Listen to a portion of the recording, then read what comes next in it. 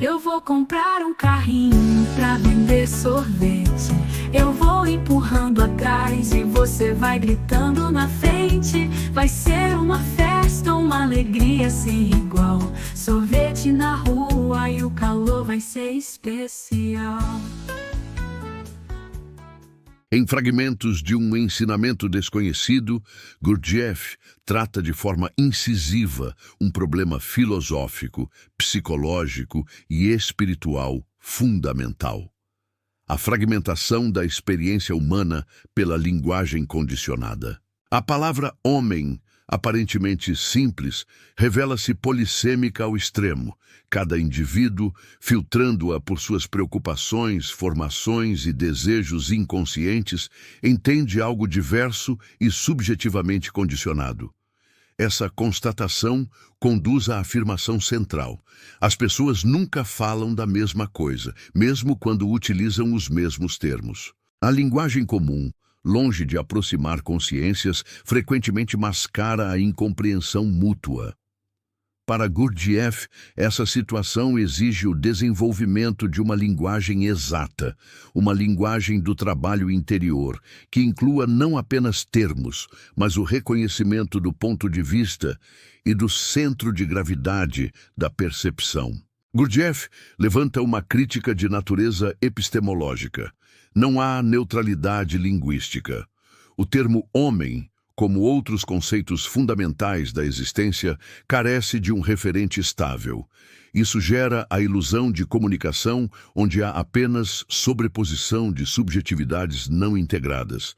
Podemos alinhar isso a 3 campos. 1. Filosofia da linguagem, de Wittgenstein e do pós-estruturalismo. O significado das palavras é contextual e performativo, não fixo. A linguagem é um jogo e cada jogador traz regras internas não compartilhadas. 2. Psicologia cognitiva e neurolinguística. Cada sistema nervoso opera sobre padrões associativos formados ao longo da vida. O mesmo estímulo verbal ativa mapas mentais diferentes, por vezes incompatíveis. 3. Filosofia espiritual e hermenêutica esotérica. A linguagem ordinária é um dos principais instrumentos de dispersão da atenção e do esquecimento de si. 4. O ponto-chave de Gurdjieff é: sem o reconhecimento explícito do ponto de vista de onde falamos, nenhuma comunicação essencial é possível. Isso equivale a dizer que o uso da linguagem é inseparável do grau de consciência do sujeito que a utiliza. Budismo, sobretudo em sua tradição chinesa, Chan, e japonesa, Rinzai, Soto, desenvolveu uma abordagem radicalmente desconstrutiva da linguagem. Frases como: o dedo que aponta a lua não é a lua. Se encontrares o Buda, mata o Buda. Elas indicam que todo conceito cristaliza a realidade e a distância do observador. A mente ordinária se agarra às palavras, como se nelas estivesse a essência do real. Mas para o Zen, a verdade está além das palavras, acessível apenas por uma percepção direta e silenciosa. Os koans, paradoxos utilizados no Zen como método pedagógico, servem para forçar o discípulo a abandonar a linguagem linear e o pensamento dualista. Eles, como Gurdjieff, denunciam a ilusão do entendimento conceitual. O koan corta a linguagem como Gurdjieff denuncia o uso cego e inconsciente dos termos. Ambos expõem o sujeito ao abismo do não saber, que é condição para o verdadeiro conhecimento. No Zen, todo ponto de vista é uma prisão. O esforço do praticante é justamente dissolver a fixação em um eu, em um julgamento, em uma interpretação.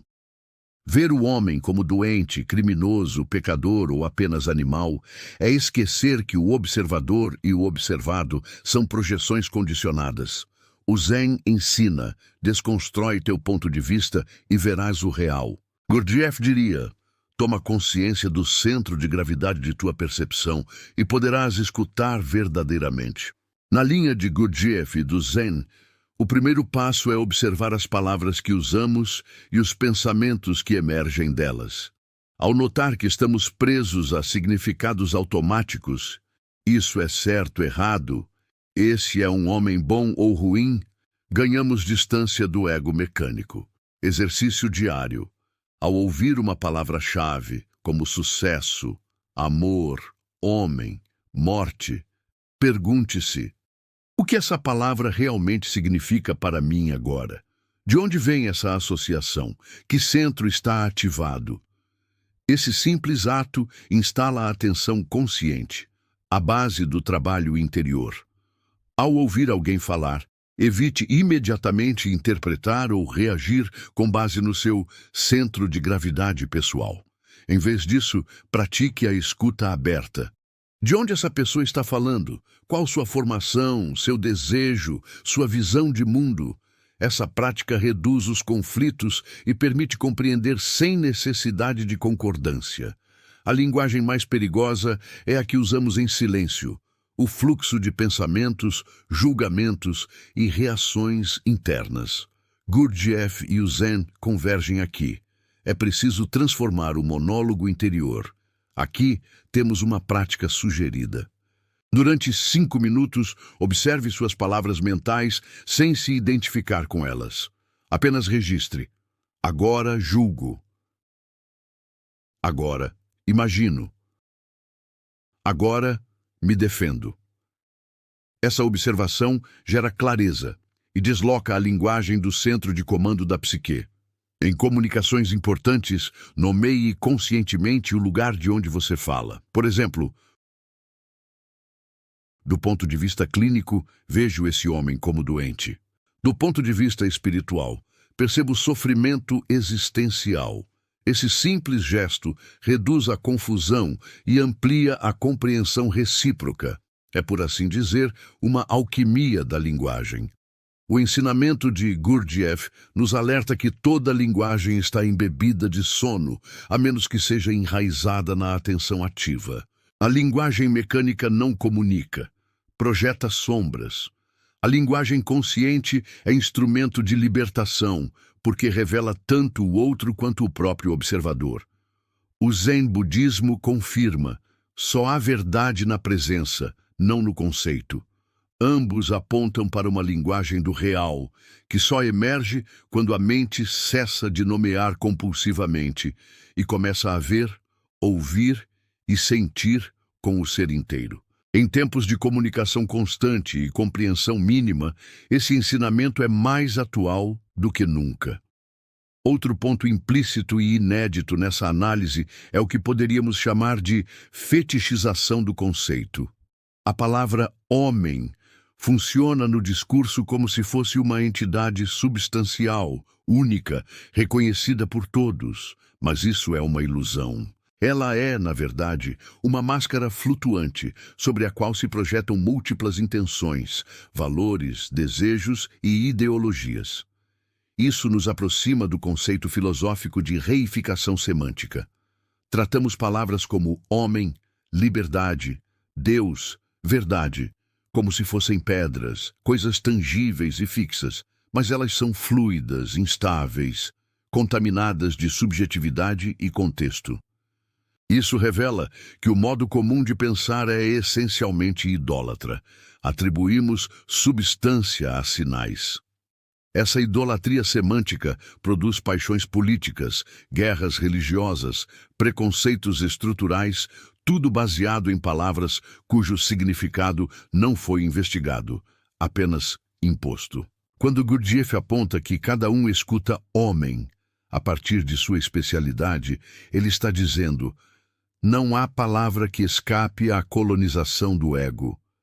Gurdjieff também antecipa, sem nomear diretamente, aquilo que poderíamos chamar de encapsulamento perceptivo dos centros. Cada especialidade, cada identidade social, cada função mental que uma pessoa desempenha atua como um filtro que isola um fragmento da realidade.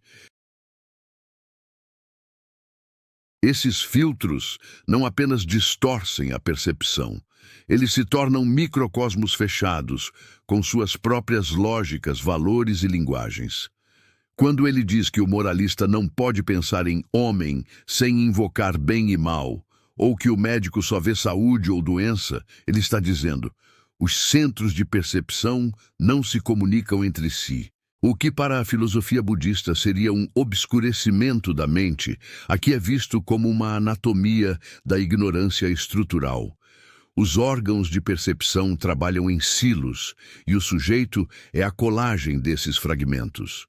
O resultado é a morte da intersubjetividade autêntica. As relações humanas se tornam choques de narrativas inconscientes. A linguagem, em vez de meio de união, torna-se um ruído de múltiplas frequências que nunca se sintonizam. Gurdjieff está descrevendo o colapso da linguagem como meio de entendimento e, implicitamente, o fim da possibilidade de cultura comum verdadeira.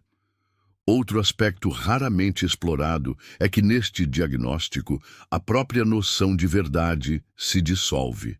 Cada centro de percepção, emocional, intelectual, físico, etc., toma para si a prerrogativa de definir o que é verdadeiro. A verdade deixa de ser uma relação entre mente e realidade e passa a ser uma função do centro dominante no momento. Isso tem consequências psicológicas e espirituais sérias. O sujeito médio, segundo Gurdjieff, não possui unidade interior. Ele é múltiplo. Ele não tem um eu permanente, mas uma sucessão de eus, cada um com seus próprios interesses, memórias, valores, e cada um desses eus acredita ser o verdadeiro. Resultado: a verdade se torna móvel, volúvel, arbitrária e absolutamente subjetiva. Esse relativismo radical não é uma filosofia, é uma doença do ser. O remédio não é debater conceitos, mas despertar uma instância superior de percepção que integre todos os centros, que veja de fora o jogo de interpretações e que não se identifique com nenhuma delas. Gurdjieff chama isso de centro magnético ou observador, uma parte latente do ser que pode testemunhar sem ser absorvida. O trecho de Gurdjieff é, na verdade, um manifesto filosófico disfarçado de crítica semântica. Ele denuncia o nominalismo radical que domina o pensamento moderno, a crença de que dar nome às coisas é compreendê-las, mas nomear não é conhecer. Nomear é classificar segundo um ponto de vista, e sem saber de que ponto de vista se fala, toda palavra se torna um engano. A superação desse impasse não pode vir de fora. Ela exige a reconstrução do sujeito a partir de uma nova qualidade de atenção. Uma atenção que observe não só o mundo, mas os mecanismos com que se o interpreta. Não se trata de buscar a linguagem perfeita, mas de criar uma escuta não condicionada que acolha os múltiplos pontos de vista sem perder o fio da unidade interior. É isso que está em jogo. Uma antropologia da integridade, onde o homem deixe de ser uma coleção de funções autônomas em guerra para se tornar um ser centrado, coerente, capaz de comunicação essencial. Só então poderá nascer uma linguagem viva, capaz de transmitir não apenas ideias, mas presença. Gurdjieff identifica 3 grandes falhas da linguagem comum, e cada uma corresponde a um colapso na arquitetura do conhecimento. 1. Ela não indica o ponto de vista do falante. Resultado: não se pode avaliar o valor do que é dito. Um mesmo conceito, como liberdade, pode vir do centro emocional, do mental ou do instintivo, e significar coisas absolutamente distintas. 2. Ela não especifica a relação entre o objeto e sua trajetória de evolução. Resultado: tudo é tomado como estático ou como evoluindo mecanicamente, o que para Gurdjieff é impossível. Não existe homem, alma, civilização, moralidade. Só há níveis de manifestação em uma trajetória de subida ou queda. 3. Ela não organiza os conceitos em torno de um centro unificador. Resultado: surge uma linguagem centrífuga, onde cada disciplina cria seu próprio léxico, e o saber humano se fragmenta em especializações incomunicáveis, um reflexo da própria desintegração do ser. A nova linguagem proposta não é, portanto, uma língua artificial ou um jargão esotérico, mas um sistema orgânico de referenciação contextual e evolutiva, uma linguagem viva no sentido hermético, porque reflete uma percepção viva do real. Ele declara que a linguagem nova se baseia no princípio da relatividade. Aqui, Gurdjieff não está falando de física einsteiniana, mas de relatividade no sentido filosófico e espiritual. Toda percepção, todo julgamento, todo conceito é relativo à posição de quem o expressa na escala do ser. A lógica tradicional opera com o princípio da identidade, a presha, mas em uma linguagem baseada na consciência, A só é A se for dito por um ser no nível B e escutado por um ser no nível B ou superior. Fora disso, A pode ser B ou Z ou ruído puro. Em outras palavras, o sentido não reside no signo, mas na relação viva entre consciências. Esse é o cerne da linguagem esotérica. Ela não é codificada por palavras novas, mas por relações vivas. E o acesso a ela exige uma reestruturação do sujeito. Não se pode simplesmente aprender essa linguagem. É preciso se tornar capaz de ouvi-la e pronunciá-la com o ser. Gurdjieff define a evolução.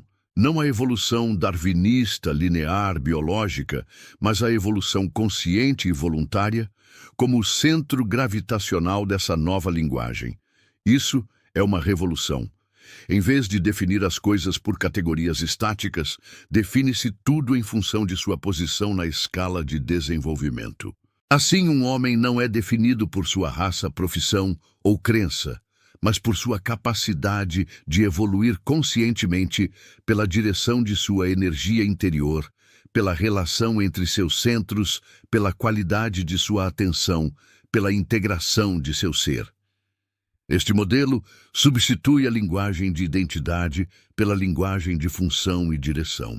Um objeto, uma ideia, uma emoção, uma doutrina, tudo passa a ser avaliado pelo seu vetor, não por sua essência. Isso exige um tipo de pensamento que não classifica, mas mede e observa o movimento do ser. E mais, somente o que pode evoluir conscientemente merece o nome de real. O que não evolui, degenera. O que não cresce em direção à integridade, dissolve-se. A linguagem exata não nomeia o que é, mas o que está se tornando. O que Gurdjieff propõe aqui é, em última instância, um modelo novo de conhecimento. Não mais o conhecimento como acúmulo de dados sobre um objeto externo, mas o conhecimento como posicionamento relacional do sujeito em uma totalidade dinâmica. Saber algo não é mais conhecer sua definição, é compreender sua posição relativa, sua tendência, sua função na arquitetura do real, e, principalmente, compreender meu lugar em relação a isso. Essa linguagem é, portanto, uma cartografia ontológica. Cada conceito é um ponto em um campo relacional, e só ganha sentido quando lido dentro desse campo. Isso aproxima o modelo gurdjieffiano da linguagem geométrica da Cabala, dos diagramas operativos do taoísmo e mesmo da semiótica dinâmica de Peirce, mas o transcende ao vinculá-lo a uma exigência de transformação interior do falante. A linguagem exata é uma tecnologia espiritual, porque exige uma reorganização funcional do sujeito. Ela não apenas transmite informação, ela reconstrói a consciência. Ela só pode ser falada por quem começou a morrer para as identificações e a nascer para a atenção. E só pode ser ouvida por quem se colocou em marcha na direção da responsabilidade ontológica. Saber aqui é tornar-se, dizer é manifestar. Ouvir é integrar. Essa é a linguagem da verdadeira alquimia do verbo.